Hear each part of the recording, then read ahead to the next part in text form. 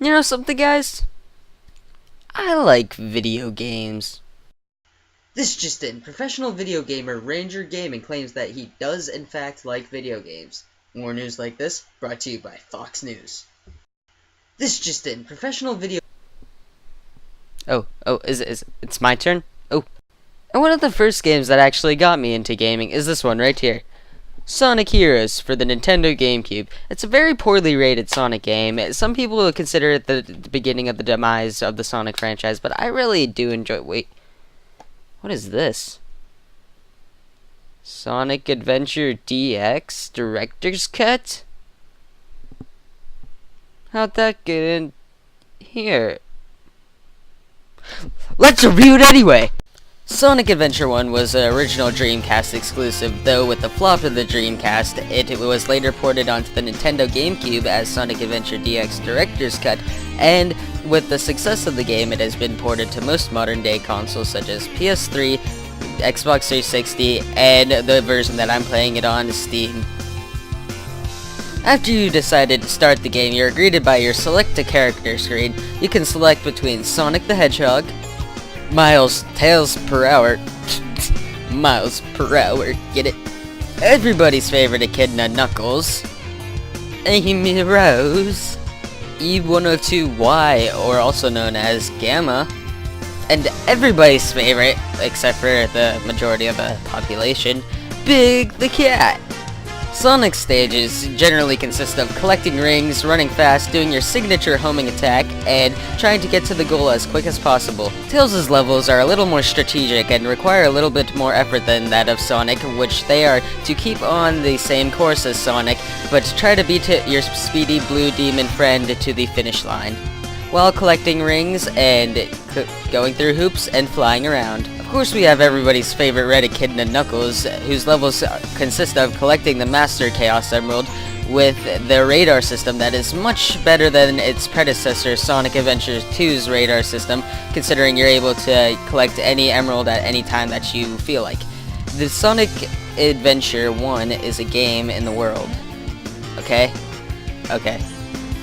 Yeah, I kind of just got stumbled up on my sentences there, but I was going to say that Knuckles' levels are generally my favorite to play as because they require the most exploration, and this game is such a fun game to explore that it is just one that you really can fall in love with, and I do. I want to marry this game. I want to marry it so hard. Okay, I literally have no idea what I'm talking about at this point, so let's just get on to the freaking Mr. E102Y Gamma's levels, which are very comparable to that of Tails and Eggman in Sonic Adventure 2, if you're familiar with that. It mainly just consists of shooting up targets and blowing a whole bunch of stuff up. And once you blow up a target, you get extra time to go through your levels, which I honestly do not really like because, well, I love this game and love exploring around this game, but having a time restraint on this really kind of deters the amount of exploration that you want to do unless you want to get a bad ranking at the end of the level. Next we have my personal least favorite gameplay style of Miss Amy Rose. Why is it my personal least favorite? Even more than Big? Yes, it is even more than Big. Because I always found Amy as an obnoxious and annoying character to play as, and it's really just a dread whenever I have to play as her. Plus, her objective is really kind of annoying and useless because all she's doing is protecting this little bird from robots. You know, that bird has the ability to fly, right? He could fly up a friggin' tree and the robots would never be able to catch him. You ever thought about that one, robots? You ever thought about that one? No, you didn't. I bet you didn't. Because you don't have a freaking brain! And finally, we have Big the Cat, whose levels mainly consist of, well, if you can tell what I'm holding in my hand in this clip, fishing. Fishing. Trying to find your friend Froggy in a pool, and all you do is fishing. Fishing in a Sonic game. Not a very wise career choice, Sega. Though I honestly find Big's levels very relaxing and fun to enjoy if I'm bored one day and just don't really want to do an action-packed, just want to relax, I'll play some Big's Fishing, because it's kind of fun and relaxing. One thing people tend to forget about Big's level is that you don't actually have to play him. I mean, there's plenty of other gameplays to play as, so you don't have to complain and play as him if you don't like him. I honestly love the character of Big, because he's too cute and adorable and lovable, and plus he kicks ass in Sonic Heroes. I love you, Big. I love you. Oh, is it my cut? Oh, director, you gotta give me more of a notification than. One thing that I love about Sonic Adventure 1 is it's the first Sonic game that you really felt free to explore. If you don't want to do a bad guy level at the moment, you can just go explore, have an adventure. You know, who's stopping you? Nobody. Nobody's stopping you. You have no excuses. For the longest time, I actually thought this man was a real person, until I figured out he's a statue that you can actually just pick up. Even if he is only just a statue, we can still have a lot of fun together. I'm gonna name you Mr. Woggle, 'cause you're my Mr. Woggle. You can take him on a date to the burger shop that he subsequently seems to be standing in front of all day. This table seems to be good, Mr. Woggle. Let me just set you down right here, and up, you're gone. Whoa, he just teleported! Or if you're feeling really adventurous, you could go take Mr. Woggle to the pawn shop that is across the street. Wait. Who is that? Which one is the real Mr. Woggle? It's a quiet shop, not many customers, you know? But that's okay with me, I like it like this. Well, no flip it dip, there's not a lot of customers. All you're selling are these rock'em sock'em robot. These paintings are really nice things you should be selling. And this rock that somebody replaced a golden Chao egg with. Come on, Mr. Woggle, let's leave this imposter. Alright, Mr. Woggle, time for our vacation to the Mystic Ruins. Let's just get on the train and let's go.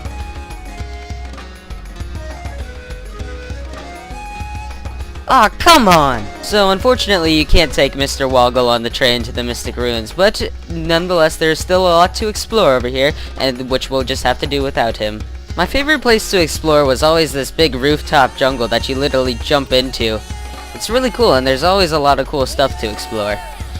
Okay, it can be a little spooky at times. What is that? Oh my god, it's a butterfly! What are these creeple tribal carvings? Hey look, I found Big's house. I know it's Big's house because who else would sleep in such a big, uncomfortable bed? Man, who knew that the big fluff would eventually find his own place? I bet he doesn't have to pay rent. Government! My favorite thing to do in the forest was always do the Sand Hills sub-game, where it's very similar to that of the City Escape in Sonic Adventure 2. Running around at the speed of sound. To escape from the city. Can't take a ride, gotta keep moving on. 'Cause what lies ahead, only one way to find out.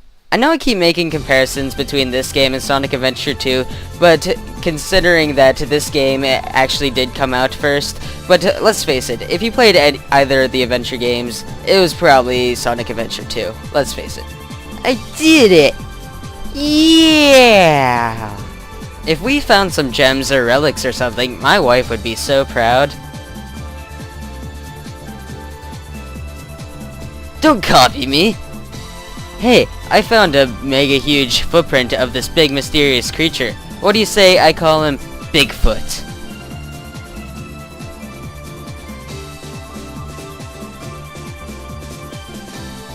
Don't copy me! Gosh, all these explorers are dicks. My favorite level to explore as Knuckles was always the casino levels, because there's always cool things to find. But, unfortunately, the door won't frickin' open. Like, what the heck? I'm trying to record a video here. Okay, so if I hit the big yellow button, the door will open like in all the other characters, right? Oh, what the heck? I forgot to even mention the Chao Garden. The Chao Garden is basically a place where you raise little baby alien things from little eggs. The best way to hatch open these guys is to throw them against the wall. Throw them against the wall. Throw them against the wall. Yeah, there we go. There's my little sport. You're gonna be a big Chao one day if I can find you. This is the result of the golden Chao egg. He's my favorite because he's special. While the Chao Garden is nowhere near as good as it was in Sonic Adventure 2, it is still very good. It has a nice soundtrack and it does give this game a lot of replayability. So I would give it a 5 out of 10, 9 out of 10, I meant to say. I don't know. Now you may be thinking to yourself, Ranger, is there anything you don't like about this game? And yes, Amy is very obnoxious of a character, and the game's controls can be a little difficult at times, but there is one part of this game that I hate more than anything else, and that is the Twinkle Frickin' Circuit. Honestly, whose idea was it to make such a bad racing game in a Sonic game with laps that really take 4 to 3 minutes to complete? I mean, honestly, very obnoxious, and the controls are just not good, let's be honest here, and you're going a little too fast, you're always hitting off the sides, and oh my gosh, it's just a terror to play as. Luckily, it's only a sub-game, so there's not much requirement to do it to progress throughout the main story. So that about covers it for my brief review of Sonic Adventure 1 DX for the Nintendo GameCube and other consoles as well. I really do enjoy the game. I have plenty of nostalgia behind it, so it is really hard for me to look at a lot of the bad things. I would definitely recommend you pick it up. It is very not very hard to find these days. You can pretty much get it on any, well, past gen now with the PS4 consoles. You can get on Xbox 360, PS3, PC, Mac. I don't know about the next-gen consoles, but anyways, that is my review for Sonic Adventure 1 DX. This is Ranger Gaming, bidding you all a farewell.